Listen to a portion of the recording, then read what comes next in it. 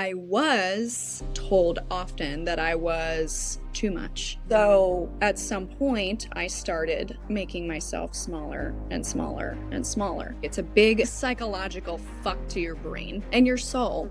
I let myself down, and that's frustrating, and it's scary.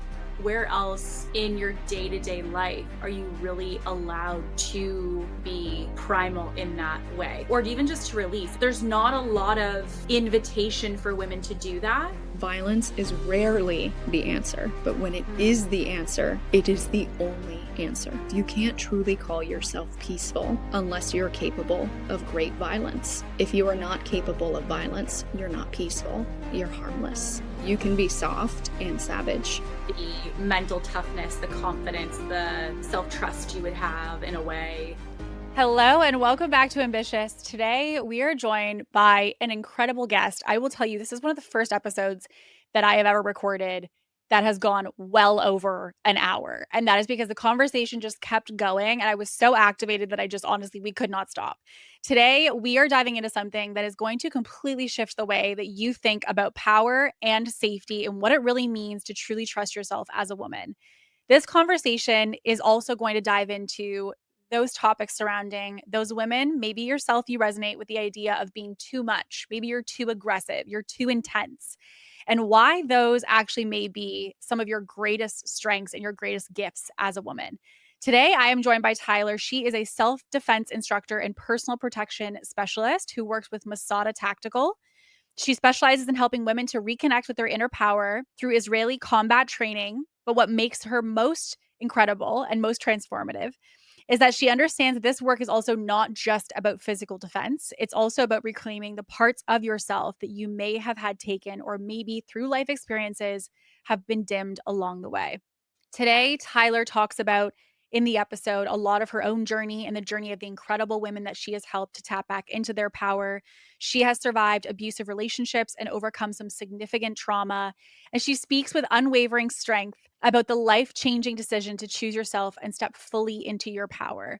And she doesn't just teach self-defense techniques, but she also helps women to unlock the fierce kind of protective energy that really, frankly, lies within all of us. So I want to share with you some of the things that you're going to take away by listening today. Number one, why women who think that they are not the type for self-defense are often the most profound transformations that they see. She's also going to talk about how playing the what if game can actually allow your brain to respond to dangerous situations around you. She talks about the difference between toxic masculinity and true masculine energy and why being surrounded by strong men who can hold space for your highest feminine potential is actually life-changing for women. She'll discuss how to tell if you've been making yourself smaller in order to survive and why learning to be soft and savage allows you to feel both safe and empowered in not only your relationships, but also your business. She also shares a quote: "Violence is rarely the answer, but when it is, it's the only answer." This philosophy she will break down and why understanding this changes how you will move in this world as a woman. She also will talk about her approach to stress and training through stress that teaches you how your body really responds under pressure. And with this, how you can train it to respond differently. She'll lastly discuss how trusting your intuition is not about profiling people, but honoring your energy and your nervous system and how to tune in to pick up before your conscious mind even picks up on what is happening. These are one of those episodes where you're going to feel like you want to run through a wall by the end of it. After talking to Tyler, I was like, I am signing up for classes. Let's go. This got me so fired up and just really allowed me, even as the person asking questions, to tap into what is the power that I'm not honoring in me? Where is a way that I can reclaim some of the power that maybe I've lost along the way? And I will just say it is a very different episode than we've done on Ambitious, and you are going to love every minute of it. So without further ado, let's get into today's episode with Tyler.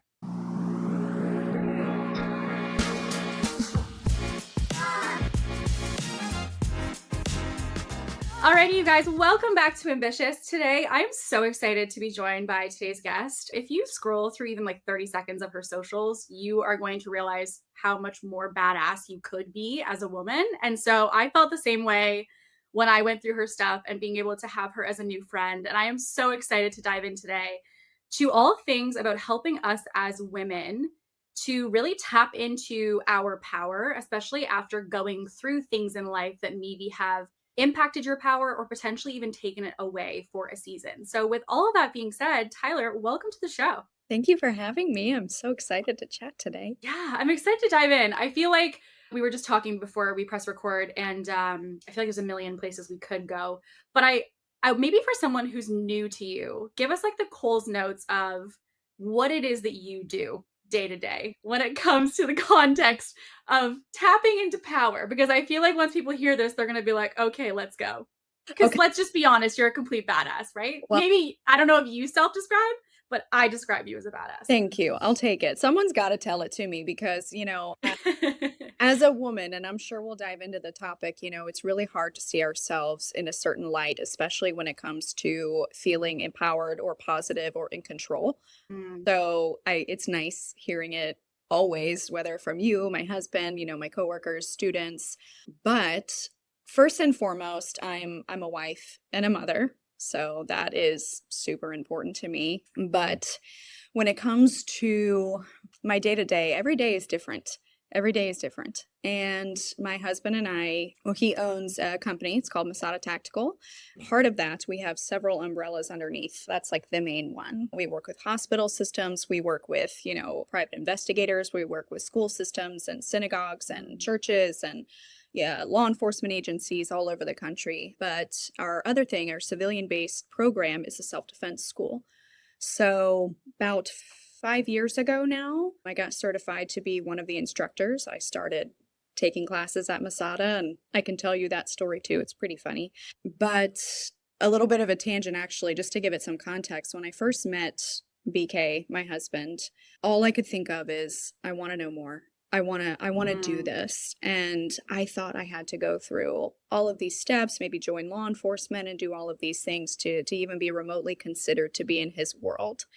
And that was so far from the truth. As soon as I showed up and started taking classes, him and one of our other instructors were like, you've got to work here. And I was, me? No. Having that self-doubt. But I did. And I started to right away. We hit the ground running really quickly. And so I've been training for years since and became one of the instructors. And so teach students of all ages, levels. I've taught children anywhere from 3, 4 to probably someone in their 80s, but teaching self-defense. And our system is very unique. We call it Israeli combat system. That's what my husband calls it, or refers to it as, because Krav Maga, being an Israeli created martial art system in a sense, or self-defense system, came to America and started to become more watered down. And that my husband refers to. And I will refer to him and use him a lot because I've learned many, many things through him over the years. And he is the native Israeli. So when I quote things, I'll be sure to mention him and credit him for that. But it became very watered down, so he wanted to make sure that it held its integrity from how it originated and to really get across the mindset. Krav Maga, Israeli combat system, self-defense, it's a mindset. It's got to start with inside you. It's not just the physical part of it. So right. That's a little bit. I mean, day to day, it's really different. I have a teaching night here. I'll assist with him in other classes, wear and carry classes. So someone that wants to purchase, own, and carry a firearm. I help with tactical classes. We travel a lot teaching, kind of like the jack of all trades everything and master of none. Yeah. But I will say, like, I do find most enjoyment in teaching self-defense, but particularly to women or someone that feels incapable of taking care of themselves. Someone that feels like it's not right for them or that they're scared. Someone that is fearful of it, but that they need it and will benefit from it. And those are my favorite type of people to teach. So, well, I wonder with kind of in the essence of the aspect of like your inner power. I know that you guys, obviously the physical aspect of it, but for the people who go into wanting to learn self-defense, do you think it comes from the physical, or is it so much more about the mental, of the actual like root of the why they're there? So that's a great question because it really, in my experience, it varies person to person.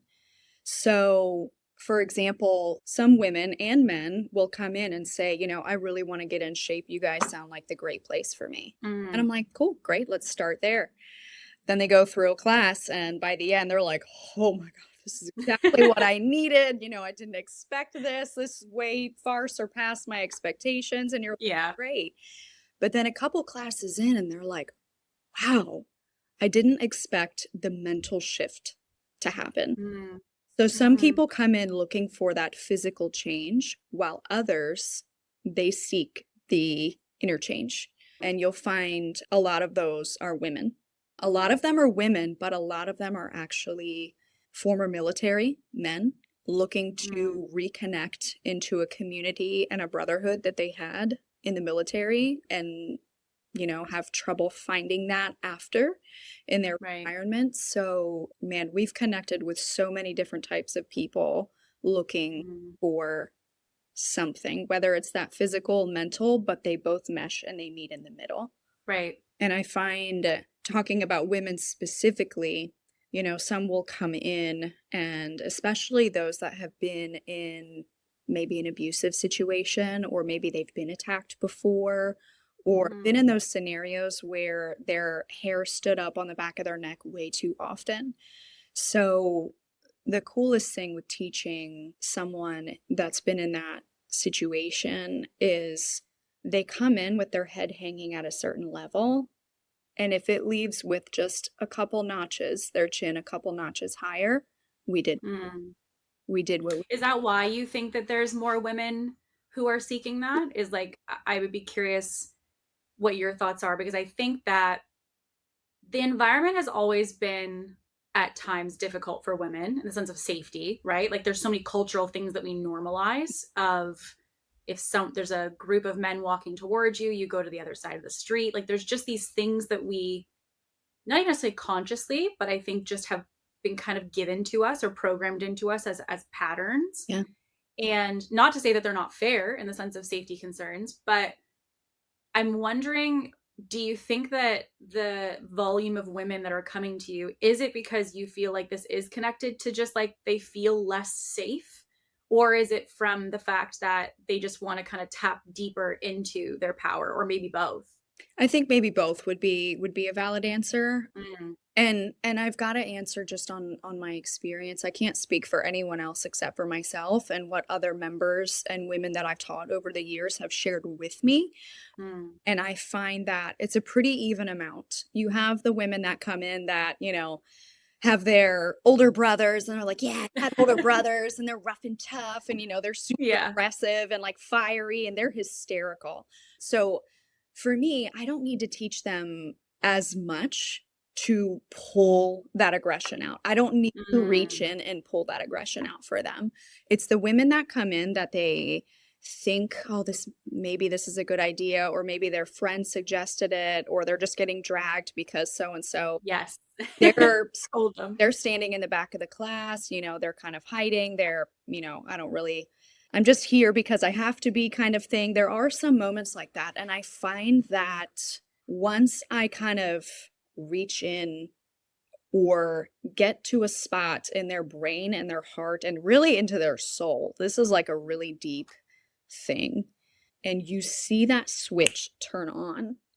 Mm-hmm. That is one of my favorite parts of teaching because it's Mm-hmm. usually the people that are least likely, whether they believe it with themselves or they're just giving off that energy when they come into your class.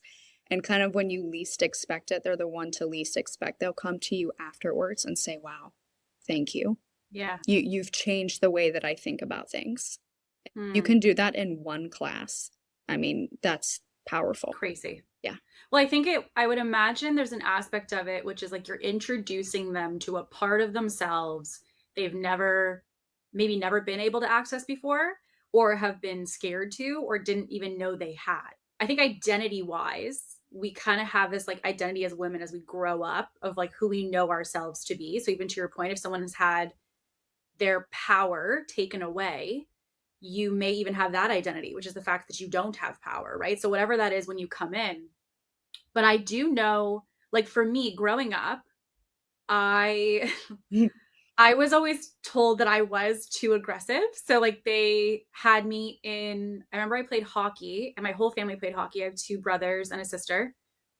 Everyone played hockey and they pulled me out of hockey because I was basically checking girls into the boards because the boys were allowed to do it. So I was like, why wouldn't we be allowed to do it as women? That doesn't make any sense to me. And so then they put me in basketball and then I was too aggressive in basketball. So they were like, no, we got to take her out of that. So they, one after another of these sports, because they all were not technically contact sports, they were like, we don't know where this aggression is coming from, but like it wasn't welcomed in those spaces. And so I always had this like identity of I had too much of that, as to your point earlier, that aggressive energy within me. And so their plan was they put me in drums so I could basically bang it out on a drum set and hoped that that would fix it. It didn't. They It should have just put you in a channeled. martial art class. Yeah, exactly. I was like, no one thought boxing. But it's interesting because when I got older, I remember one of my friends was going to a gym and going boxing. So I was like, okay, I'm going to come. And as soon as I didn't even do it for that long, but as soon as I started, it was like I became obsessed because of the outlet that it was. Yes. And for me, I felt like it was like a safe space to just be able to channel and process emotions. But on the contrast, I think about the girl who maybe even is listening and is like, but I'm quiet and I'm not the kind of person that I see myself identifying with this. And yet you're saying oftentimes that person is the one who actually gets the most or the most interesting benefit or unlock from it. Yeah. Wow. Lots to be said on that, which it's funny to me. And I could definitely feel that about you just in this, just in an energetic type of way. And I see you and I've been following you and listening to your podcasts and seeing how you present yourself. And, it is hard to judge someone right away and me say like, oh, she was definitely like that. But as you say it, it's like, yeah, well, I could see that. That makes sense. And I was the opposite. So believe it or not. And I was told often that I was too much, too loud, too much like the boys, too funny, too silly, too inappropriate, just too much. So at some point, I started making myself smaller and smaller and smaller, which eventually I ended up in a relationship as a teenager that further exacerbated that feeling. And it took me a long time, and I am still unlearning things within myself to rewire how I think and how I feel about myself. So going back to it's in teaching it. So if you came, and I'm not saying that you would do this, but I find that the ones are a little more feisty and fiery. And so in the experiences that I've had with them, like they have gotten a little reality check from me. Let's just say that when teaching, because they come in and they're doing the skills and they're going through everything and they're like, da, da, da. And I ask them to demonstrate. I'm like, cool. They're not afraid to put their hands on someone. They're not afraid for me to put their hands on them. So, in a demonstration aspect, it's a little easier because sometimes you get people that are a little fearful or they won't show you, as explosive. Yeah. But I remember I had one student, we were doing chokes from the front. So where someone comes and they put their hands around your neck.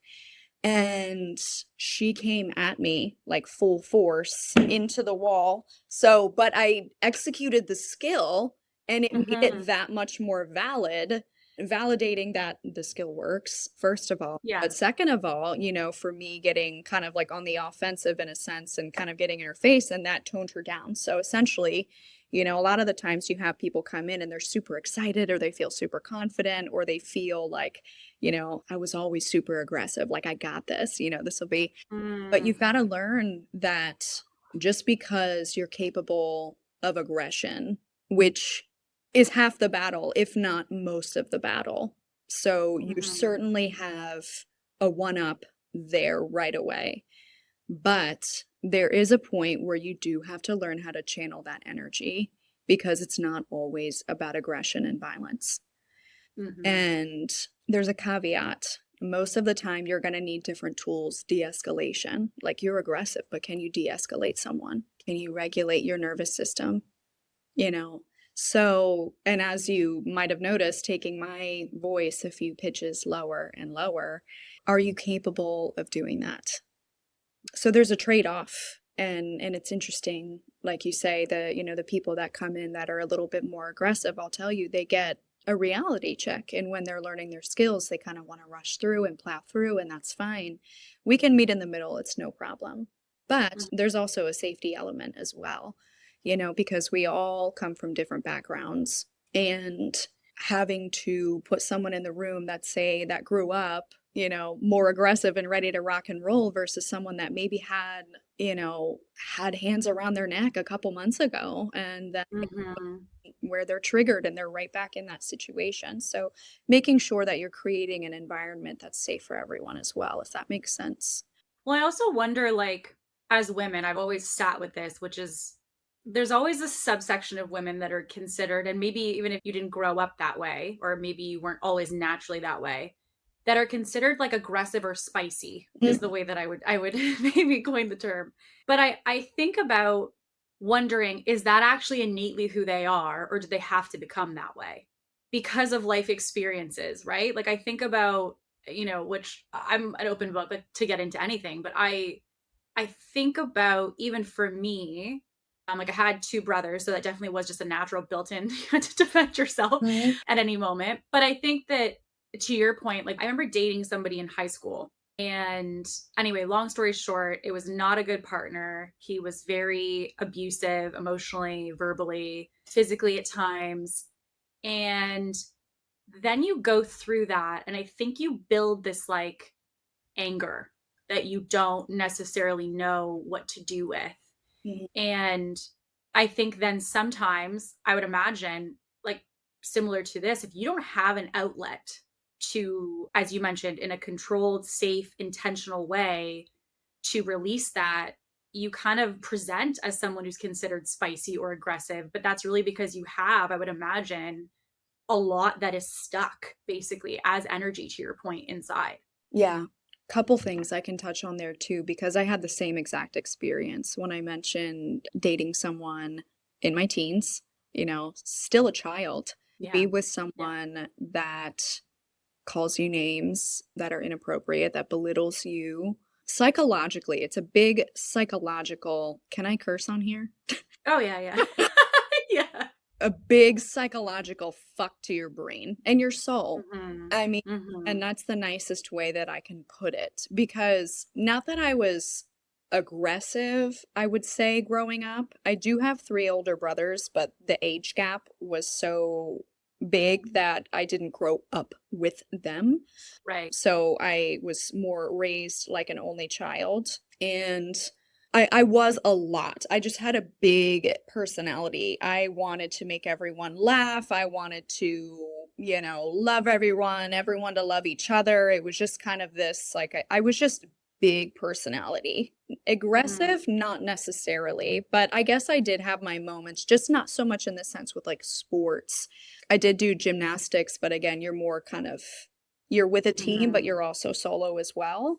And I did a couple other ones like lacrosse, girls lacrosse, where they can't actually check each other, right? And I'm like, well, the guys do. Like I kind of have the same, but not so much the same action. It was actually more surprising to me when girls would do it. It was kind of like, oh, like we're not supposed to do this. Like what's going on? But your point to bringing up the fact, are we born that way? Is it just ingrained in us, or do we have to learn to be a certain way? And I would self-proclaim to be very independent when I was younger, because I had to be. I had to grow up quickly, And I should say that with air quotes, because the term gets thrown around a lot. I've heard of having to grow up quickly, or having to be, the mom to younger siblings, or, whether you're taking care of your siblings or your parent. Yeah. Situations where, with my mom, having an addict parent, even a functioning addict parent, there are things that are missed in your childhood. And a lot of the times it's boundaries and trust and safety. So lacking trust, safety, and boundaries, and Yeah. falling into a relationship that sabotages all of them even further. And the Mhm. worst part is not losing that trust with them or not feeling safe around them. I would argue that the anger that you felt, or that maybe I felt after, was losing trust within yourself and the fact that, how did I not see this sooner? How did I Mhm. not use what I know in my intuition and realize that this was not okay?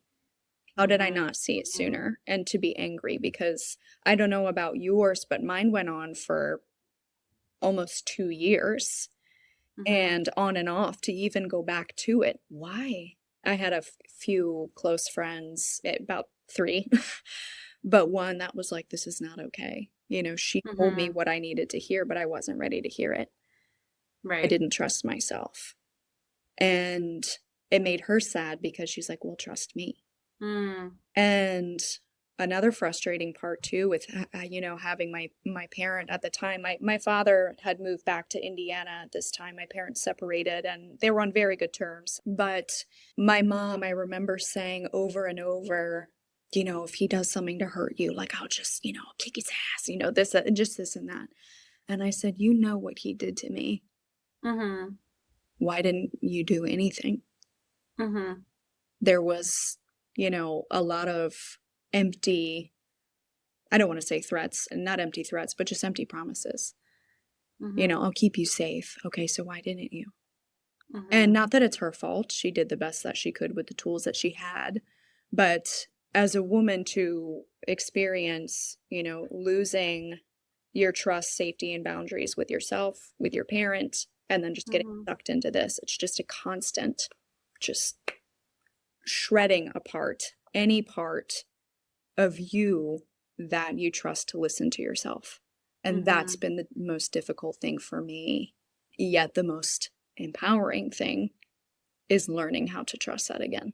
And like you say, that anger that comes with it, like I truly believe it's just because, at least for me, I let myself down. And that's frustrating and it's scary. And so Mhm. many women go through that. And it's not to say place blame on anyone, ourselves, but you're Yeah. ultimately responsible for how you take care of yourself moving forward. And sometimes it does take a while. There's a lot of women that I know, even just in my immediate circle, who have been, some of them like physically assaulted or, even as far as raped for some of them. There's some who have been roofied before where nothing physical happened, but it was just, again, the taking away of their control. There are people who I have, very close to me who were in physically abusive relationships. And I think to your point, almost, whether it could be parents, it could be partner, it could be stranger. Hmm. But I think regardless of what it is, it like takes a piece of you. Like you have this part that you're like, okay, I need to figure out who I am with this piece either taken or impacted. And obviously, I know the heart of what you do is kind of helping people to tune back into that power. And so I'm thinking for the person listening who maybe has had, like you're saying, maybe there was a very difficult upbringing, or maybe there was a traumatic or multiple traumatic events or partners or situations. When someone feels like they want to get their power back or they want to feel like quote unquote themselves again, maybe there's two ways. They've gone outward and become, more outwardly aggressive as kind of a way to cope, Hmm. or maybe to your point earlier, they know, and I've seen this in some people, they go through something and they themselves become a shell because they just are like, I retreat inward to just kind of feel like that's the way I'm going to be safe, Hmm. is to not be seen, to just kind of blend, like not kind of, I guess have a power and a presence. Because in that, I would imagine having power and presence is vulnerable, right? You're putting yourself out there. When someone knows that part of them's been changed or will forever be impacted by this, how do you guys, and like I'm thinking if someone came into work with you and you acknowledge that this event or thing has happened, how does that play into work for you guys? Does it have a role in helping them to kind of get their power back and find themselves again? So again, everyone's different in their stories and their backgrounds. I've seen women that have taken an instance that they were involved in, come in and say, hey, I'm ready to rock. I need to do this because I was assaulted 2 months ago on the job. I may have Mm. moments where, I go back there, but I'll communicate that with you and we make sure that, we relay the same and that we have those conversations. But you have someone that may have experienced the same thing and they're completely frozen, right? We all have a Mm. different response for survival, our fight or flight responses. And now we have fight, flight, freeze, there's so many Mhm. different ones that we go through. And I'll tell you, in my experience in my relationship, I think that really my survival instinct was just to freeze. It was just to do whatever he said, keep him happy, if I do this, even if I was wrong, and just cry and cry. And then I have women that come in here and they're like, yeah, someone assaulted me, but I'm ready to take my power back. And they already come in knowing that that's what they're missing and that's what they want and what they need. Mm. And then there are some that just didn't even realize that that had been taken away from them, or that they were taught, they may have grown up being taught that, oh, you're a lady, you need to sit proper and can, Mm. yourself in a certain manner and this and that. Yeah. These girls come in, they're like, rah! So I think no matter what, validating each person's experience and giving them the tools to utilize them, how they need to. Mm. I will say for me, and I'm thinking of several people as we talk about this because there have been different scenarios. Some young teenage girls, some even younger than that, Mhm. women in their 40s, women in their 50s and 60s, just really depending, women in their 70s having an abusive, partner. Yeah. I did a dignitary job where I was someone's escort essentially, and I had to take her back to her place where her abusive husband was and get some belongings and leave. But this was an elderly couple, and Mhm. some people's heads are like, what? I'm like, age doesn't stop Yeah, age doesn't, yeah. Yeah. this kind of thing. And I remember getting a card from her after, like, thanking me, and that was just well worth everything. Mhm. And also, I think when I started, I was like, I want to do this. I want to learn more about it. I want to teach it. I want to help others. I want to help others, not realizing how badly I needed it for myself. Mm. I think kind of like therapists, right? They say like, oh, I want Yeah. to help people. They just want to learn about themselves. Yeah. No, they want to help people too, but Yeah. so Yeah. many that I've heard that have shared their experience. They're like, the things that I learned about myself, or I went into it because I wanted to heal myself. Yeah. And I think for me, it was an obvious thing in a sense, but I didn't realize how deep rooted it was.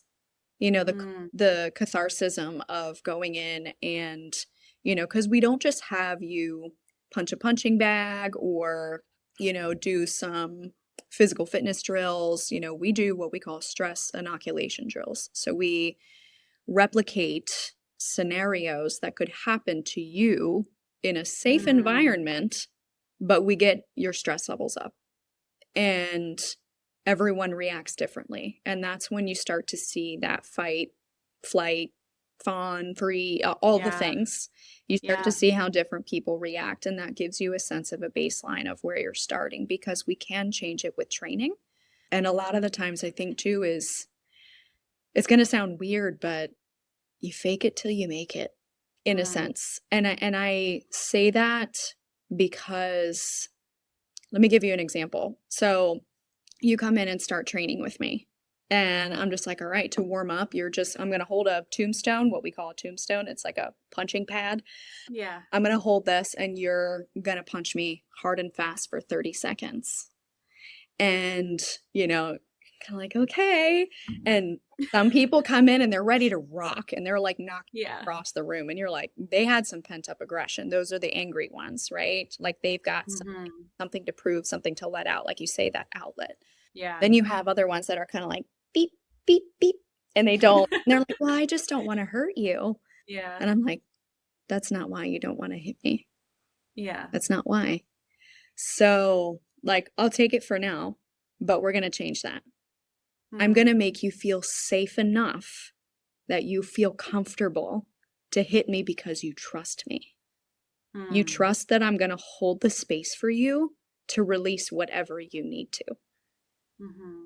And an example of kind of the stages of escalation, someone starts and maybe they are wailing, going balls to the wall. Maybe they're hitting kind of light and it's going to look crazy. It's going to be a mix of like slapping and kind of like punches look crazy, you know, forms all over the place. Yeah. Fine. That's not what we're looking for. What we're looking for is whatever they have inside that comes out at that moment, and then tweaking from there, like learning, okay, here's where we're starting with. And when I started, it was, you know, it looked like, okay, I'm just trying to show off, because my first and was with my husband, whom I was not dating yet or anything like that. It was like this handsome man that I had some kind of attraction to, not some kind, like to, and he's like, hit me as hard as you can. And I'm just like, you know, I'm like, hopefully I look cute like, doing this. Right. Look cool. How do I do this? And it was just a hot mess. And he's talking, he's like, did you get your hair cut since the last time I saw you? Did you do that? And I'm like, oh my God.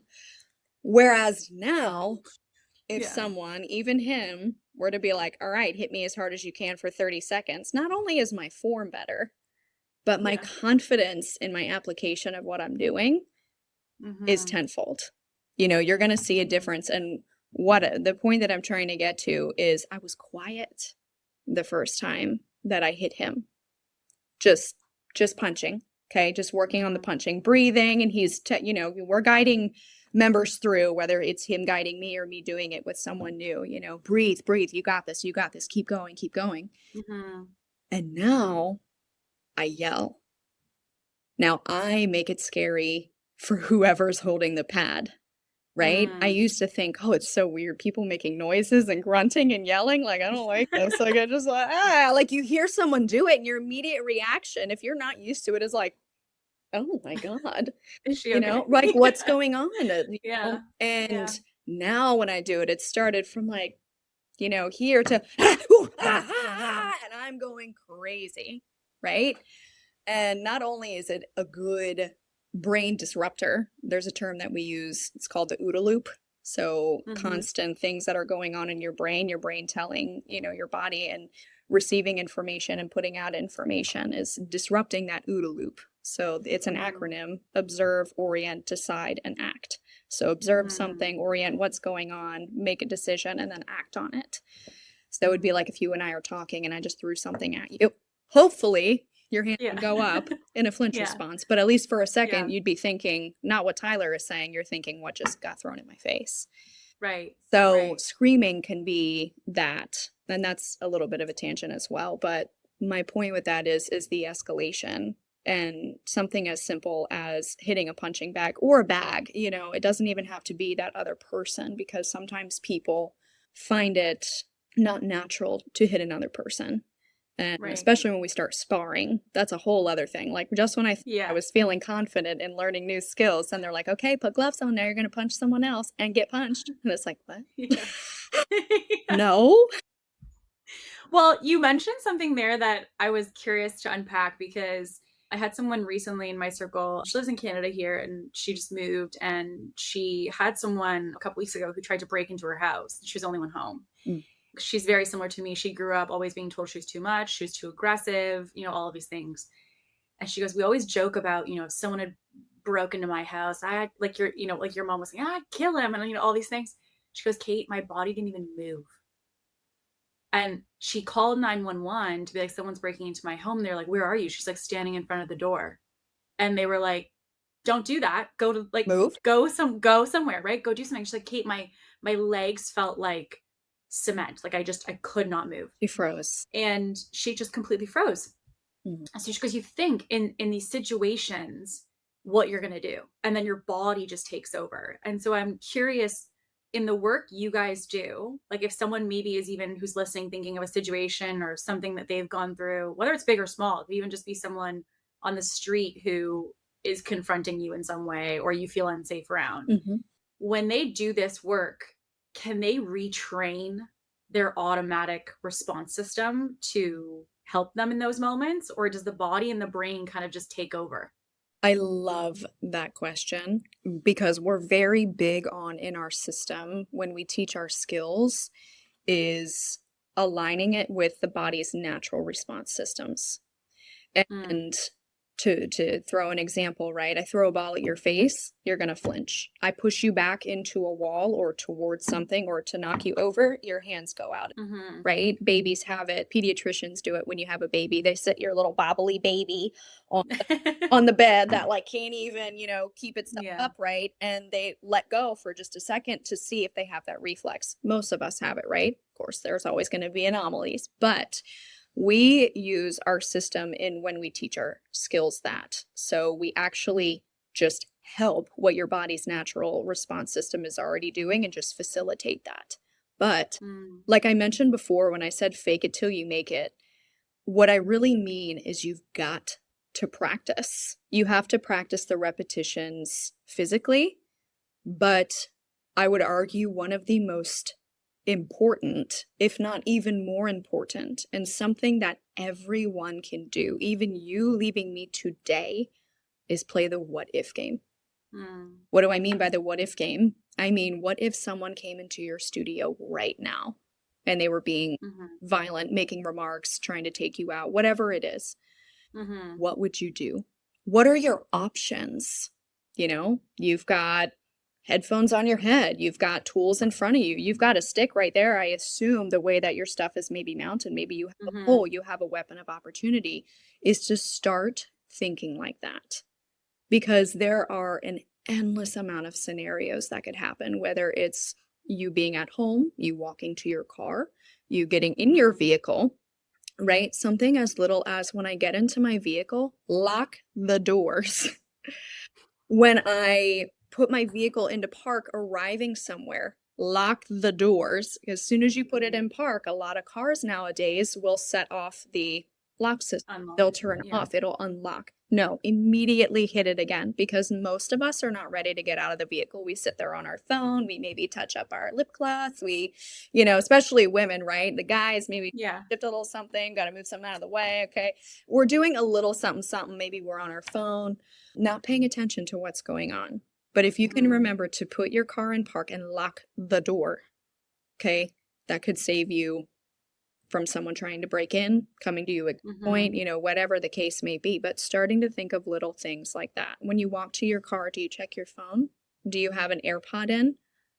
Are you paying attention to your surroundings? What side of the street are you? You mentioned before about, sometimes if we're out walking, whether it's alone or maybe with another girlfriend or boy, George, whoever.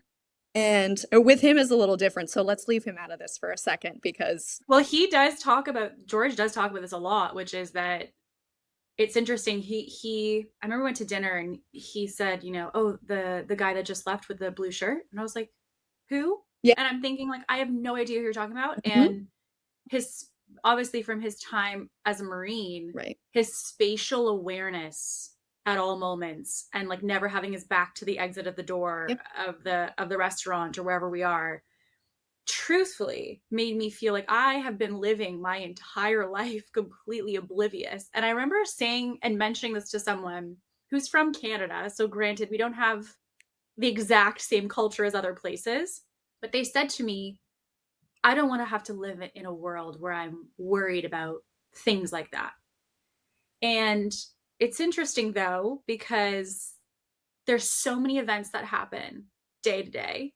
Right. And I'm sure even, for me, for you, for the person listening, either you or someone has had some aspect of incident in their life. And so even to your point with the phone or with the headphones, I know even for me, I had said to George, because I love to walk, I was like, I really want to get these noise canceling headphones. Like they block everything out. And he was like, yes. But no. And no, because you're not wearing them out in the world. And I was like, yeah, but it's the best. You just tune everybody out. And he's like, yeah, no, because it means that you can't hear the guy coming behind you or woman on the trail. You can't hear an animal if you needed to. Like, you couldn't hear anything depending on where you are.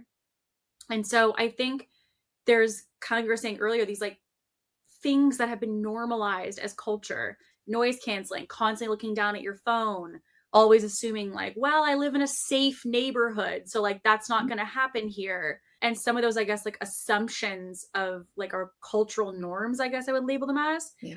But I would imagine for the work that you guys do, you just see that as like, well, really, that just is an indicator of opportunity for somebody. 100%. Yeah, especially the headphones thing. It drives me nuts. Not even from like an EMF emitting radio frequency. Once they get into like the That's its own conversation. Right. That's a whole other conversation. But yeah. you know, I do love my wireless Beats headphones, but they have the noise cancellation option. And at home, when, you know, things are good to go, my husband's at home, you know, the kids are there, the dogs, and I can just put the noise cancellation in and do like a treadmill walk or a workout. Yeah. Then it's like, all right, that's the time. When you are at a place by yourself, even if I was here right now, like you can't see what's in front of me, but I have my back to the wall. I can see everything in front of me. So I have, you know, a door on my right, they're locked. We have a locking system. It's only fobbed in by, you know, members that have their cell phones and people that we grant access to. Could it be forced open? Pretty much anything can at this point. But, you know, what's in front of me? Do I have tools of opportunity next to me? Yes, I do. You know, I can see out. I'm using the mirrors. Is just starting to think like that versus sitting at one of the high tops that are across from me and having my back to nearly pretty much everything except this one door, which that's a step in a better direction. But is it the best option? No. But like you say, just, you know, we live in such an oblivious world nowadays. And such an online based world, because oblivious in our day to day in moments like that, but we get this influx of information that's coming in online, social media, what's happening in the world over here, in this country, in that country, what's happening in our country, who's gotten assassinated, what school shooting happened, what stabbing has happened, you know, and people love to share things immediately when they see them. Immediately. And a lot of the times we don't have all the information yet because there are things contextually that make a big difference in when something happens. And it also pertains to self-defense as well. And I'll give an example of that, right? It would be one thing if someone attacked me being a woman, and I'm not a large woman. I'm 5'2", 120 pounds. I'm not big. I'm not this like big broady, you know, female by any sense of the word. Like, on the inside, do I think I am? Yes. Absolutely. My husband bought me a truck and I drive it and I'm like, yeah, I have like 6'4" energy in that sense. Not a big truck either, but I'm just like, yeah. And then I see myself in the mirror and it's like, doo-doo-doo. Like, oh. But if I say, you know, a person came up and attacked me and say I had to draw my weapon and, you know, engage them, or, you know, I fought with everything that I had. If I just say, yeah, they attacked me, or I say a man that looked to be 6'4", 250 pounds, had a Krav Maga shirt on and he was screaming, I'm going to kill you. I can articulate how I escalated what I did much better than if I say, yeah, that person just attacked me. Providing context. It's called totality of circumstances. So taking everything, every teeny tiny variable that you can think of and applying that. So again, that being said, contextually, like we are contextual humans. A lot of people are like, no, there's no context. Like, is this right or is this wrong? And sure, there are instances like that. Absolutely. But more often than not, we're contextual human beings and we're selfish human beings. Survival is our first instinct, and a lot of people forget about that, and they don't realize that. And when you get so detached from it, so desensitized to it, you know, the person that thinks that, oh yeah, you know, if someone broke into my house, like I'd kick their ass, blah, blah, blah. Yeah. A lot of the times they're going to freeze, like you said. And nothing to her that makes her, illegal. I think for her, it was, as you said, it was the awareness that she said, like, I've never had that situation happen. And so we talked through it, and she said, I'm from like a small suburb outside Toronto. And so we joke because there's a lot of people here who don't even lock their front door. It's just open all day. Yeah. Yeah. It's the And it's same. just kind of like, oh, yeah. So just, oh, you know, neighbors down the road or whatever. It's been unlocked for 20 years, blah, blah, blah. And it was interesting because she's from the same small town. She just recently moved. And it was interesting because I said, you didn't open the door? Because I had thought, in what instance ever does someone knock on your front door and you don't just automatically open it? Like here culturally, right? You're just like, someone knocks, you open the door. Like that's just, you know, it's probably a sales guy, it's somebody delivering HelloFresh, whatever it is. Like it's always somebody at the front door that's just selling something. So I said to her, okay, like you didn't open it. She goes, it's the first time I never automatically opened the door. Like in the sense of she could tell energetically something wasn't right. That's and amazing. It was because she just said, I looked through the people and I was like, something's not right here. And she's like, in every other instance, I've always opened the door. And this one time I didn't open the door. And thankfully she was able to lock it, which is incredible. But with it, it really go to like show us culturally that we were like, whoa, I hadn't even thought about the fact that we just assume the person on the other side of the door is friendly and therefore you always open the door. And so you just start to, I guess, like check in, as you said, with your lifestyle and say, where are all the assumptions I'm making, or where are all the areas in which I have assumed safety or been oblivious to things because I just believe, oh, that'll never happen here. That'll never happen to me. Right. And then obviously to your point, until it does. Yeah. And you mentioned something earlier that I definitely wanted to circle back to, because I wanted to ask your opinion about this idea of the masculine feminine. One of the things that, yeah, like, here we go. Here we go. I wanted to hear your opinion on this in two ways, because I think that being an all, generally speaking, female listener, and for the Ambitious podcast is mainly everybody is a female listener. And if you're a guy listening, you know, thank you. Hello. Thank you. But I think there's two sides. You mentioned one, that it's not girly. Like people might look at this and be like, oh, it's not feminine or it's not girly. And so like I have my own thoughts, which I'm sure are very similar to yours around that. But the other thing that I remember seeing a post of yours that I really resonated with, and you talked about masculine men and your appreciation for what it meant to truly be a masculine man. I think there can be a misconception maybe that, like you said earlier, that the work you do is considered violence, that it's considered like something that would be considered aggressive. But I'm thinking, you know, as you mentioned earlier, there's also like a control, a mastery, a level of like respect, I would assume, that is deep in like the underbelly of all of this. And so I feel like on both sides, it must be, you must see both with men as well as with women. What are your thoughts about how you feel in it as a woman? And also how have maybe you seen this really create a divide between what we assume is a masculine man versus what you actually have seen as masculine men? And I know that's a big question, but I just remember you sharing it on social and I'm like, that's so landed for me, because I was like, I think that's a really big distinction. Yeah, I feel very passionate about it. And I know, like you said, a lot of your listeners, majority are going to be women. And I may ruffle some feathers, but that's okay. That's okay. But I feel like we live in a society where the idea of women, what we are, who we are, what defines us, what we should be, has come a very long way in a very positive manner. Very much so. Let me just start off by saying that. But with that said, you know, there's always like this pendulum, right? Whether, you know, not to get into politics, like the right, the left, the this, the that, the labels, you know, there's always a pendulum swinging. And then one way, sometimes it starts to swing one way. And when it gets to the top, it's got to swing back and it's going to come back full force. And that's when you get radicals. And something that kind of crept in from my observation is, you know, you've heard the term toxic masculinity, right?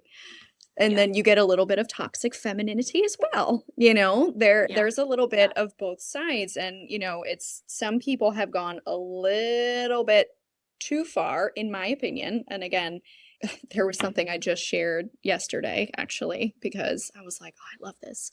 Where this girl was speaking on a podcast. She's like, we don't need men. Like drinking her wine. She's like, we don't need men drinking her wine. Like they just make life a little bit of extra fun and this and that. Like, okay.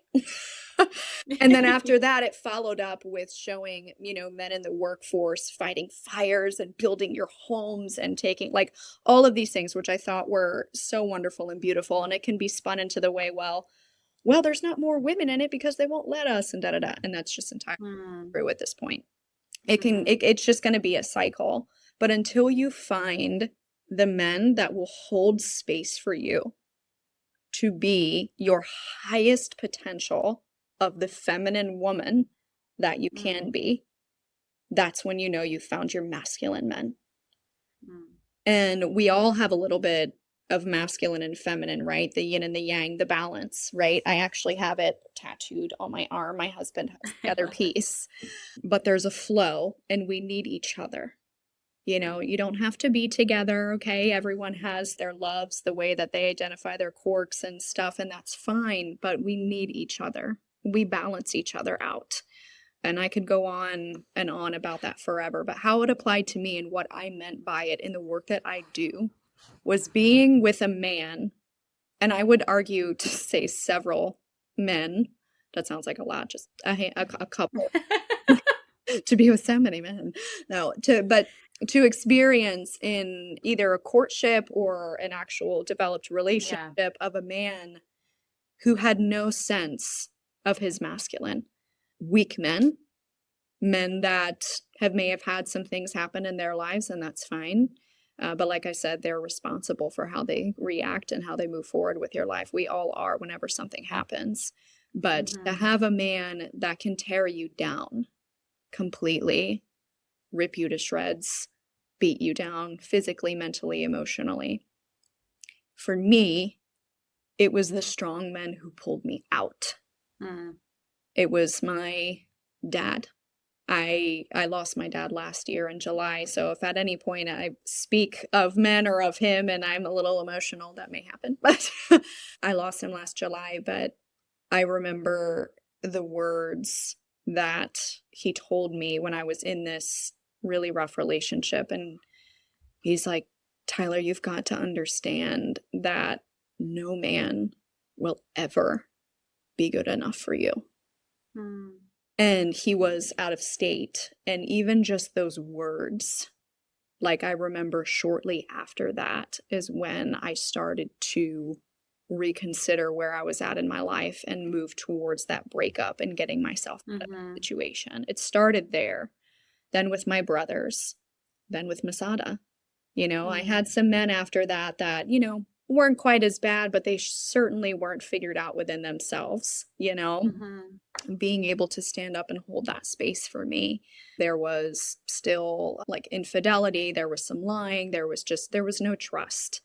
Mhm. Mhm. It wasn't a matter of not feeling really safe or not in a sense, in a way that I didn't previously, but a different type of not feeling safe, not feeling like I could be myself, not feeling like, I could let go of whatever I needed to.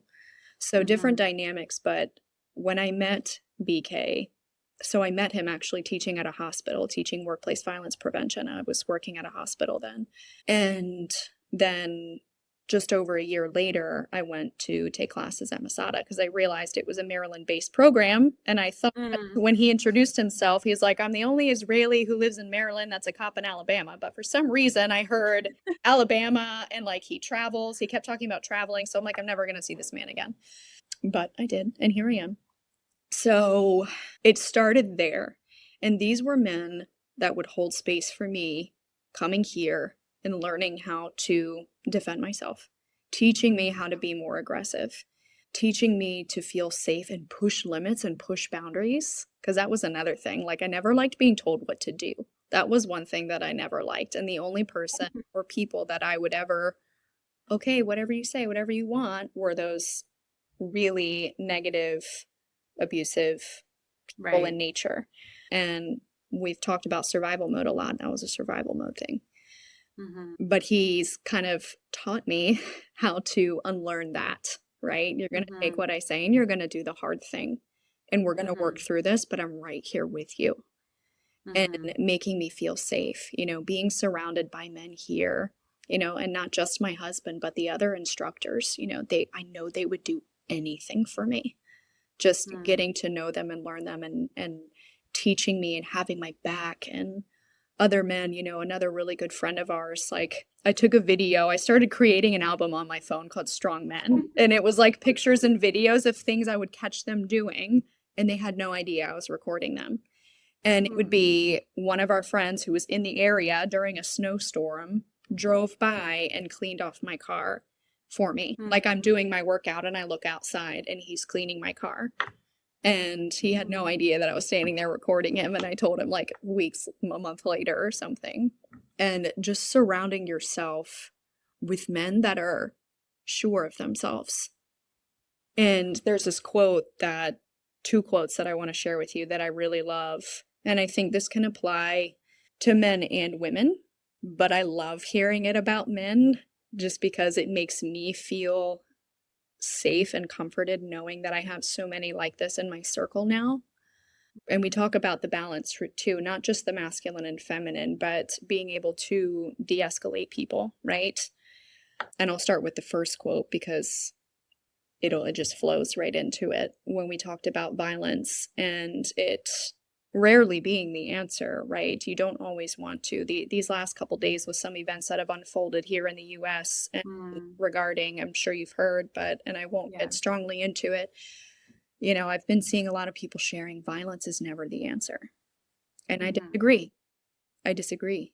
There's a man, Tim Larkin, in his book and many of his TED Talks, and my husband uses this quote when we teach our wear and carry classes, but it says, violence is rarely the answer, but when it is the answer, it is the only answer. And if that doesn't give you goosebumps, I don't know what will. But I get chills every time I say it. Well, I know that someone had actually shared with me, because obviously being in Canada, the normalization around like firearms and things like that, it's just different in the sense of culture. I wouldn't say it's, you know, better or worse, just different. And I remember someone saying to me, and they were basically just, I was just asking questions because I said, it's not as normal. It's not as normalized here. It's not as big of a part of the culture.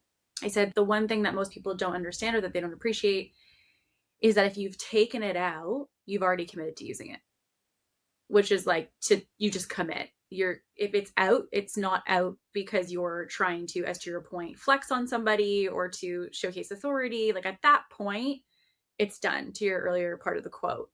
And I think that the aspect of violence is never the answer.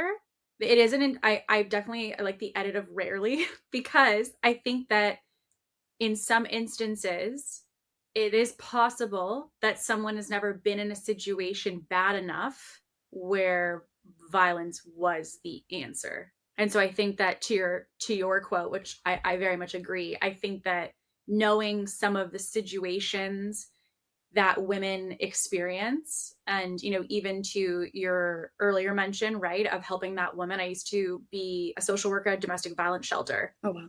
Very cool. I will tell you, in some instances, if some of those women had not been violent, they would have never been able to get out. They wouldn't be here today. Right. So yeah, I 1000% agree. I agree. Yeah. And to put it into a recent context, and again, I won't go further into it details wise, people were using it in the context of the recent assassination with, you know, Charlie Kirk and here. And it's like violence is never the answer. Right. In that situation, when it comes to people and differing opinions, like 100%, it shouldn't even be a conversation, a thought. It makes sense. When you talk about Irina, the Ukrainian woman that was coming here and was stabbed on the bus, that's a different context. Okay. So violence is rarely the answer. 99% of the time, it's not. You have other tools.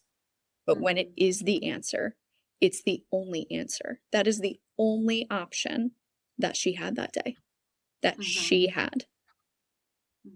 And seeing, you know, her face, like the horror of it, right?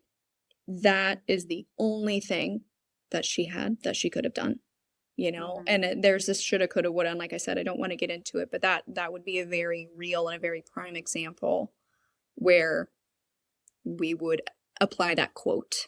And to your point, a lot of people, many people, fortunately, have not been Yes. placed in that situation or in the experience to know that and to understand, comprehend that. And the minute they do, they change their mind and they come to us because something happened. Yeah. And, you know, and we're ready and waiting and willing with open arms. You know, we're not gonna blame, we're not gonna judge, we're not gonna say, I told you so. But I think just being as open-minded as you can and empathetic, you know, trying to understand that everyone goes through life differently and we all have different experiences. And maybe some that they're all gonna shape us. Everything that we go through will shape us in the direction that we head, right? But just understanding that until you experience something, it's really hard to speak on, you know, what could be done, what should be done, what, you know, like I say, I saw that and I kept seeing it and I'm like, let me just tell you this quote that we use. But the other one too that I wanted to share, and I apologize, I'm going to read it off of my phone because I don't quote it as often as the other one, but it is a favorite of mine with the idea of balance and verbal de-escalation and the pendulum. Okay. So, and the masculine and the feminine, it's just, this is an ebb and flow, but it's going to be a direct opposite. And that's why I think it's so beautiful. But it says, you can't truly call yourself peaceful unless you're capable of great violence. If you are not capable of violence, you're not peaceful. You're harmless.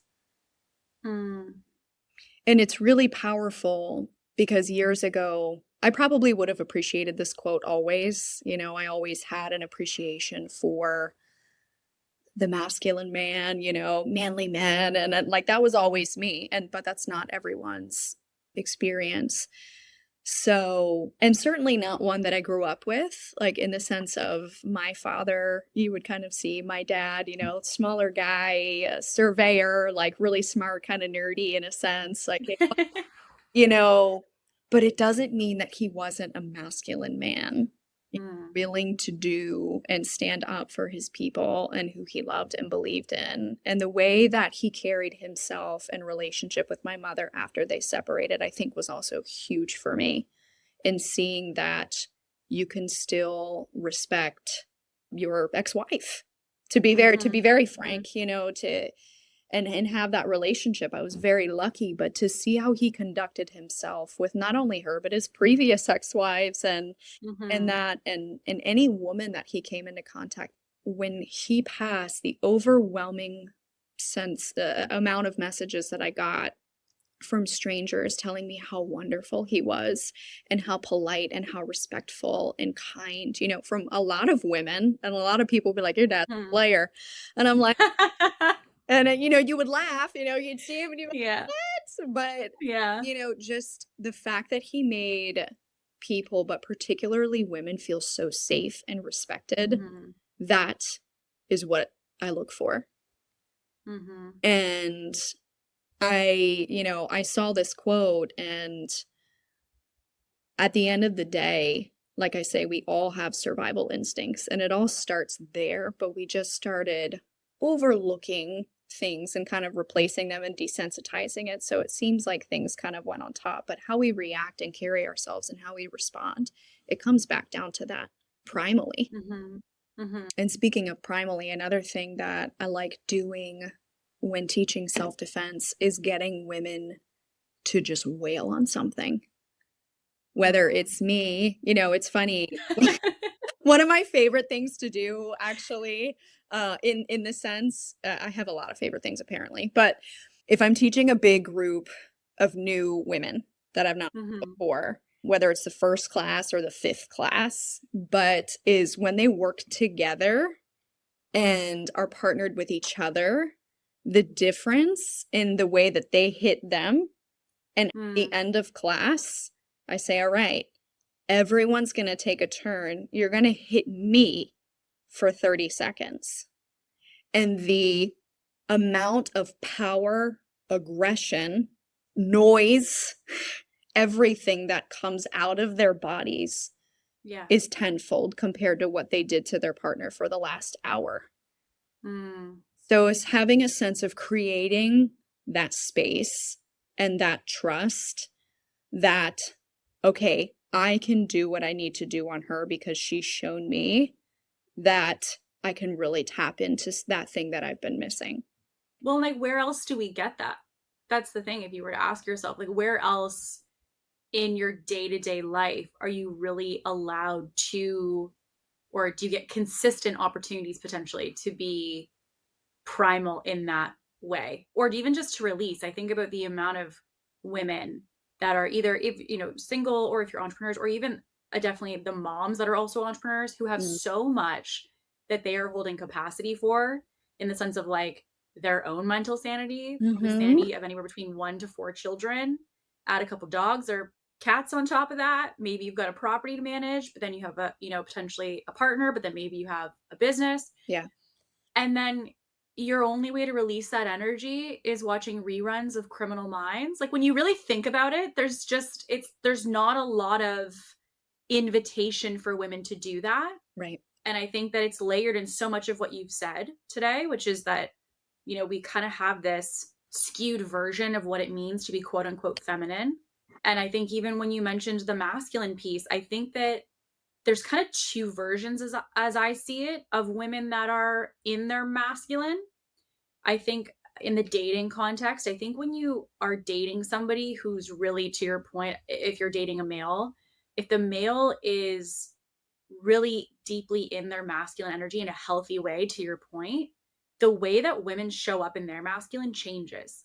Like, I remember when I used to be in other relationships where the partner wasn't really deeply in their masculine in a healthy way. I was very in my masculine, but I wasn't doing so from like a healthy place. Like, it was like I was trying to be the dude, if I Yeah. could just like put it candidly. Mm-hmm. But then if you are with someone who has that structure, you realize like, no, I don't want to let go of this part of me. It just looks so different. And instead, it's something that comes from this aspect of like discovering your strength, and less of I have to be this person or show up this way to survive. And it's a really interesting shift, because I think that some women, if they've been used to showing up in a certain way in their relationship or even potentially in their life, have maybe never even had the ability to tap into that primal side. And then here you have a safe space, not only in instruction from you, but also surrounded by other women who also have a shared agreement.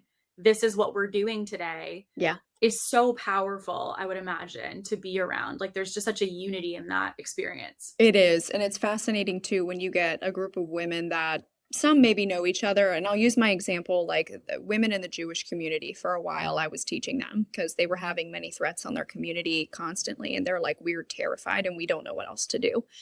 So, one, again, if there's one takeaway, it's getting them to play that what if game, because they are constantly in situations where they could be doing that, walking from point A to point B. A lot of the times they don't drive anywhere. They're walking because they live within a certain radius to school, to work, to their synagogue, etc. So they're placed Yeah. in more situations more often than not. But again, getting them in a room together and where most of them don't know each other, and say we do a block of 5 classes, 5 sessions, and by the end how much closer they've grown together as well, and how they bounce and give feedback off one another, and just the change in the energy in the room, from even the beginning of a class to the end of a class, but to the 5th session, totally different. And it's incredible. Like I said, if you can even have one person leave with their chin held a little bit higher, it's like, I did all right. I did all right. So, isn't it interesting? And I'm sure I don't want to put words in your mouth, but from what I've heard from you and George as well, knowing the two of you, even the little bit that I do, once you enter a relationship, that you can have the full balance of both. The softening that you must have had in that relationship. the softening where you can actually tap into that full femininity. And because it's not a constant thing, right? Like, I'm sure when you go into your workday, you're like, all right, masculine Kate's coming in. He Like, calls it Blazer Kate. Blazer, He's like, we love Blazer Kate today. And I'm like, okay. He's like, you're a freak. You used to sleep in a blazer. I guarantee it. yeah. Okay. Thank you. Yeah. Yes, that's me. Yeah. But the softening that you have when you are able to feel safe.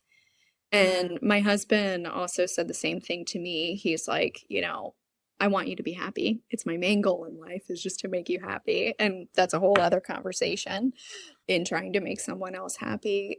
But he's like, the biggest compliment that you've ever given me is that you feel safe around me and that you trust me. And that just, made me want to well up and cry because, for me, I've never been able to say that to someone and mean it. And I truly feel that around him. I feel it around the men in our gym, our members, our other instructors, our friends. I posted a picture, I think it was on the quote where I talked about the masculine men, of us at our wedding doing a haka, the Maori war dance. And that was the moment where they were honoring me. I'll tell you, every single man in that picture, amongst more that were not in the photo, even the ones taking the pictures on the side, they all have a role in my life, and they are all prime masculine men that would take care of me in a heartbeat, that would back up my husband, take care of him, take care of me. And to be surrounded, like as I was writing that, I'm tearing up just by looking at the picture because I feel what was behind it. It was so emotional. Right. And to have that, like, I am so grateful to have that and to be able to allow myself to show parts of me that, I never wanted to before, whether it was, at the end of a belt test, which are our promotion tests when you go try and test up a level in our system. We actually have one coming this Sunday. I am not participating. I am observing. But I have one more to go till my black belt here. So, but it's a grueling test. And I will say that what makes our tests so special and unique is that not everyone gets a pass. You will pass based on your heart and your grit. And you're not going to get a pass just because everyone at some point gets to get another stripe or a new color, You earn it here. And you feel that after. You feel the satisfaction and the gratification of, I earned this. And it means something deeper as a result. 100%. We're not here to test your skills. We're here to teach you that when you fight, you never give up. And the simulations that we do to make it physical is where you find it within inside you. So being in a situation, and this is going to sound funny, you'll probably laugh, and that's fine. We do one of our stress inoculation drills. It's called a gangbang. Okay. Okay, bear with me. You will never forget it based on that name. Yep. So it's fine. You'll never forget it. So picture me in a room, and there's 20 members surrounding me. Some have sticks, some have chains, pistols, knives, or nothing. And they all attack you. Everyone starts attacking you. And here, in a controlled way, they call your name first, just to give you a second to recognize, like, the weapon of opportunity. Because in the test, we are testing skill. There is, say we don't, we do, to the point where, like, if you don't know shit, then it's going to be like, okay, it's hard to pass you. Like, you had great heart, but, like, your skills are shit. We got to clean them up. Yeah. But the gangbang, I would say, is one of the most stressful ones, especially if you have like a gas mask on. That's super fun. Then you can't breathe as well. So we're actually putting stress on your system in Right. every way possible. Yeah. And then at the end, you spar with everyone. And like at some point, it's everyone against everyone. So you have people coming at you, and it's how you handle those situations. And if you bomb the whole test with your skills, but if you don't give up, that's what's most important, is to not give up.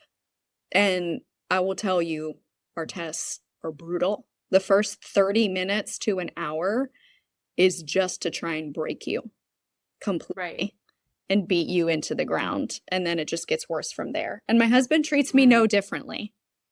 It's almost worse, because then He's like, I'll see you at home, honey. Yeah, I'll see you at home. I don't even have a support system. Like, Yeah. he's like, Yeah. I'm going to be this mean to everyone, including you, and I expect more from you, and I'm not going to hug you and kiss you on the side and make you feel better. Yeah.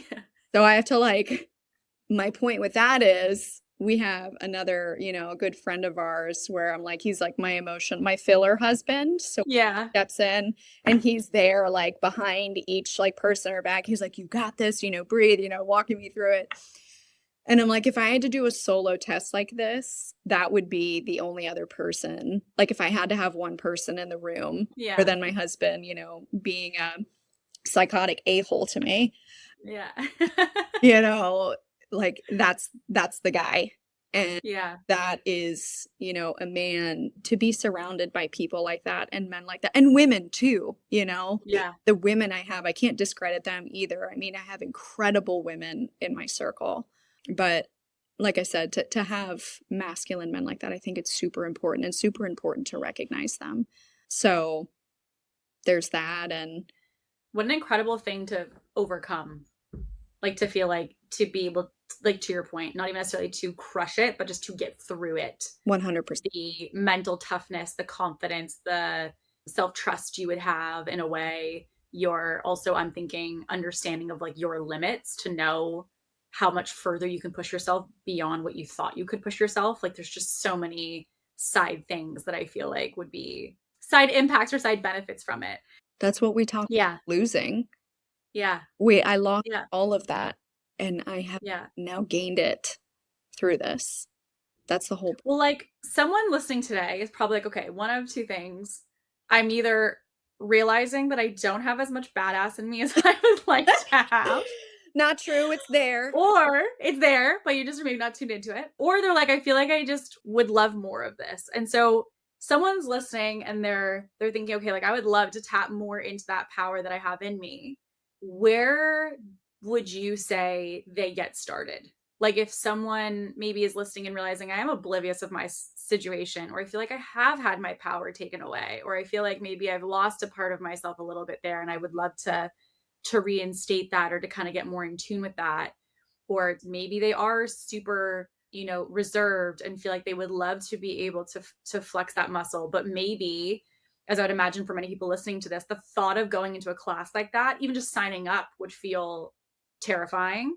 But then second, to go through it and to know what you're describing of the things, obviously that's the extreme of the end test, not the first test, but with that this experience has so many different things that will challenge them. Like, where would you recommend the person listening start if they feel like they would love to explore this? Come to Masada. No, I'm just kidding. Swipe up. Right. If you guys are in Maryland, certainly come on by. No. So I would just honestly go to Google, do a search, self-defense near me. Do a little bit of research and find a credible source, right? Try and vet however you can. And that just means, look at reviews, ask around, show up. Most places are going to have a free trial offer, and find what you like best. And it's going to be scary. You can also see if they have options for private instruction, and experiencing a private and groups, and then also teaching them myself. I will say the privates are almost a little bit more intimidating, at least to me, but that was just my personal preference. But some feel more comfortable starting there. So you can also see if they offer private training. But yeah, honestly, something my husband says often as well. And he's like, as much as I would love for everyone to come and try Masada, see what we're about, and just really get and feel the experience through us, like, you can't go wrong starting it somewhere. You Yeah. know, even if it's your local kickboxing class, it's going to be a little bit different. You're going to be punching a bag. Yeah. But if you need a soft start there, or get one for your home and just start hitting a bag. But if you are kind of like, okay, I just need to jump in head first, I need to actually be working with other people, do hands-on stuff, like, look for a local self-defense school, just type it in. It's offered, it's places. Thankfully, there are a lot more resources out there now for it, and it's certainly becoming a little less taboo, especially for women. There's a lot of women's self-defense groups out there. Facebook, if it's really just looking, ChatGPT, just go in the search engine and something will come up. And to kind of throw in another caveat there, I don't have a direct resource for this because it's a new idea that we're working on collectively as a team. Each of us kind of came up with something, like a new idea, and then we're trying to build it together. Merge them. Yeah, it's something that's in the works, but where it started for me, what I want to do is provide a free resource. And that essentially will be like your starting page. And if you want to continue, then it's going to kind of prompt you into, okay, where do I learn more? Do I work in hospitals? Do I want to learn from a civilian standpoint? What other states around me can offer, teachings like this? But where I want it to start is just, I was calling it the Masada mindset. And again, this is not like patent and official thing yet, but the fact that I want people, especially women, to start thinking differently. Like what we talked about before. If there's one takeaway, is please just start playing the what if game. What if all of a sudden someone walks into this building? What am I going to do? What tools of opportunity do I have? If you're on an airplane, right? What would you do if something happened? Would you be one to sit there frozen? And you asked earlier, can we retrain our brain? Yes. Okay. Even with our body's natural responses, the more we practice it, the more likely we are to respond better under stress. But it's got to be done, and it's got to be done over and over again. And those repetitions can be done in the brain. Neuroplasticity, we do it with many other things. We do it with talk therapy. We do it with breath work. We do it, someone that was very disorganized who now has routine. But you have to make the effort, and you have to walk through it. But our brain doesn't know the difference between imagination and reality. That's why a lot of sports, athletes, when they get sidelined or benched due to an injury or whatever it may be, a lot of the times they come back better because they're their sport in their mind in the way that they want it and need it to go. So if you start playing those scenarios in your brain, you are more likely to respond appropriately versus not doing anything at all, right? Freezing. And I'll give your friend a lot of credit too for not opening the door when she typically does. And that is another thing about our body's response system. So something in her, that energy, that, hair standing up on the back of our neck, right? A lot of the times people get weary talking about stuff like that because it can lead to other slurs or, oh, you're being, I don't want to go as far to say, but like racist or this or that or misogynist or sexist or whatever it is, whatever label you want to slap on there. But we have something in us, in our intuition, that says something doesn't sit right with me. It's called profiling, and it's not a negative thing. It's not a negative thing. It's reality. Walking on the street by myself and I see someone walking a little funny towards me, or a group of guys, like you said, I'm going to kindly move myself to the other side of the street just in case, right? Instead of being oblivious, it's fine. I'm going to walk through, snatch. Right. Yeah. And you never know what's going to happen, but I'd much rather play it safe. Yeah. But what I do when I leave here, let's play the what if game. What if I go out to my truck and I have a flat tire? What if I go out to my truck and someone's waiting for me? What if, It's Mm-hmm. a constant game that we can play, and it's something for free. It's something everyone can do Yeah. at any time, constantly. Well, I think it's like, I agree with your aspect of reps. Like I had a situation actually with a neighbor of mine. And like for context for everyone, I live in like the equivalent of what people would seemingly describe as like a Hallmark town. Like it's like, it's very like neighbors know each other, borrow my sugar type of I situation. love it. And I remember there was a day I was home and I got a like aggressive ringing of the doorbell kind of thing. And anyway, long story short, one of my neighbors, her daughter had run up and said, "Hey, like I need help. Like my dad's been hurt. My dad's been hurt. I need you to drive us to him." And I've never seen this young woman in my life. She's probably, I want to say 9. And so there's two things where people's head goes. Like, this is a scam and you're about to get sucked into something, or what's going on. So I was like, what are you talking about? And so she's not telling me anything. She just says, I need a ride. You need to drive me somewhere. And I'm at home and I'm like, what? And I'm trying to get information. But then at first, when I saw her, I thought, okay, this is like something energetically here is not right. There's something weird happening. But then comes from behind her mom. And her mom's like, we need you to drive us somewhere. And her mom was physically and visibly distraught. She said, my husband is hurt and he has our car at work. We have no way to go. I need you just to drive us to him. And so to your point with energy, I think it works on both sides, because originally when I had seen the young girl, I thought, I'm not feeling safe to go do something about this. And someone said, well, how did you know that you should take them? What if they did A, B, C, D, E? I said, if you ever see terror on a mom's face, you know whether it's real or not. Like, it's just, I can't quite describe it. It's just, she was distraught in a way that I was like, if she's an actor, she got me, because it's just so insanely believable. Right. Anyway, fast forward, her husband actually that day was murdered where I live at his work. And so I drove them that day to the site where he was found. So like everything was true. Oh, And I remember, to your point of fight, flight, freeze, my friend who was with me was like frozen, because she was just like, this doesn't make any sense what's happening right now. And I'm like, I just have to get in the car and go. Like, we just have to go. And I remember people saying, like, you can't be doing that. You can't get in the car with strangers. You can't. And I'm like, I know, but it's just like in the moment, to your point, it's just like 3, 2, 1, something happens. And obviously looking back now, I'm very grateful that it, I was able to support her and her daughter in getting there and, helping them. And I remember in the car, once we were on the ride there, she said, oh, I just had a baby. And, and I'm like, oh my gosh, like, where's the baby? And so she opens her jacket and the baby is strapped to her because only a couple weeks old. And so all of this is happening so fast. And I remember afterwards, people debriefing with me and being like, next time this, and next time this, and whatever. And then I just remember thinking, like, everything in the moment was just, to your point, of an energy. There was the energy of don't go. And then the energy was like, go. And it was just no questions, not going to ask. The energy just said it was the right thing that was supposed to happen in that moment.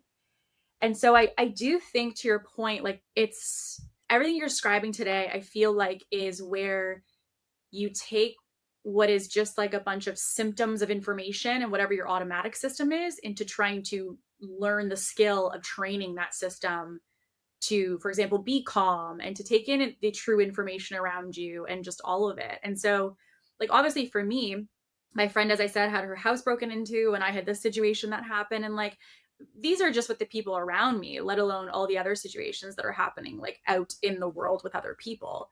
But I think it's an invitation, especially in today's current climate, and also just like, where life is today, to your point, with iPhones, people distracted, headphones, people distracted. There's just so many things that are not typical, and our society is evolving so fast that I think the only thing you really have protection of entirely is yourself and your mind. And so I think it's just like the invitation to say, do I feel like I'm in tune with that? Do I feel like I have that skill? And if not, to kind of explore, what that would look like. So look, I honestly feel like we could probably go for 5 hours. I will be really honest with you guys. I had a full like 2 pages, and she knows this. I had like a full 2 pages of questions I was going to ask her. I'm like, delete. We don't need any of them. We're good. We're good. So it could have been a full 5 hours. But if someone wants to connect with you, or just to like reach out, maybe to share, one of a couple things, maybe an experience that they had in the context of what you shared today, or maybe they have questions to kind of know if they are wanting to get into this, how to know whether to verify somebody, what should they be looking for, things like that. Where's the best place for people to connect with you? Whew. Me personally, I have Instagram is probably the one thing that I am most active with. That would be my account at balance.withtyler. I've made that more oriented towards what I do, what I, my experiences. But I also, my email is fine as well, tyler@masadatactical.com.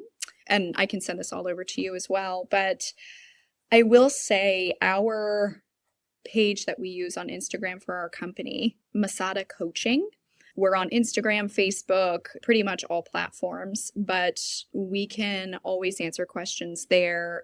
We tend to post, reel snippets, shorts, and our YouTube channel. I don't know if YouTube's a little outdated now, but we do. We provide a ton of videos on there, actually just little scenarios. My husband and I, more so him, but a few of like couple situations or man and woman together, we've recorded those, and that's a free resource if anyone wants to look there and just kind of get an idea of what something could look like. So guiding you through, not only just the skill, but the context behind things or the situation. And Amazing. I feel like that's a really good starting point. And again, it's a free resource, and you might see some tactical stuff on there, but don't be alarmed. Just keep scrolling. Yeah. You'll see some other stuff too. And we're actually going to start compiling more online resources for people for that as well. Just show skills and whatnot. So yeah. So good. Well, Tyler, thank you so much for coming on. I feel like, as I said, I could go for hours. I have all the questions. And I know that there's a lot of, as I was saying before we even press record, a lot of really ambitious women that are really trying to better understand themselves in order to step into that next level of growth for, their mind, for their body, for their business, for literally everything. And I feel like today had a lot of really incredible nuggets for them to dive into. Yes, I had a blast, and I could go on forever. If I could say one more thing for takeaway, and it sounds, well, it's personal, of course, but I don't mean it to toot a horn. It's more so for a sense of what can be possible. And what I think the turning point for me in recognizing okay, I'm not just a scared, worthless wimp of a woman. At the beginning, you complimented me, and, where was the turning point where I actually started to believe what people were telling me? And it started when, on not just one occasion, but multiple, I had people, men and women, but mostly men, say, "You scare me." And I was like, holy shit, I'm doing something right. But then on the flip side, I had women at the same time reaching out to me, asking for advice or telling me something they felt they couldn't tell anyone before. They said, you really made me feel heard and seen and safe. And there's just something about you that made me feel so comfortable. And to have both of those, it's possible. And I think that's when I realized, okay, I'm on the right track. Yeah. I feel like that is because for me, because I felt the exact same thing as soon as we got connected, I was obsessed with her.